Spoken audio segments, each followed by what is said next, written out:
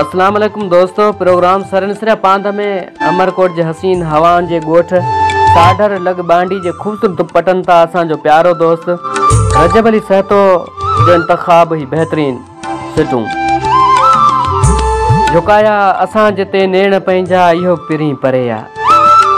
झुकाया असां जिते नेण पंहिंजा इहो पिरी परे आ बेवफा कोन कयो कदर असांजो लगो चवण गैरन जे ते करे ज़ुल्म असां सां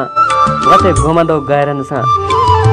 नथी मगरूर एडो महबूब मुंहिंजा असां बाहियूं आशिक तुंहिंजा कुझु कर कदर असां परदेसिन जो नथी मगरूर एडो महबूब मुंहिंजा कुझु रहम कर असां ते असां बि तुंहिंजा आशिक आहियूं मिसा मारे थी वॾाई असां मिस्किन खे न सताए एडो रजब अली ते कुछ रहम कर महबूब मुंहिंजा असां बि तुंहिंजा आशिक आहियूं वणी वई आ लोड तुंहिंजी बाहुनि जी मिठा आहियूं मस्त तुंहिंजे ज़ुल्फनि जा न कर एॾो ज़ुल्म असां सां असां बि तुंहिंजा आशिक आहियूं घुमी थो खोले वार कारा करी थो असां सां तूं किनारा कुझु रहम कर मुंहिंजा प्यारा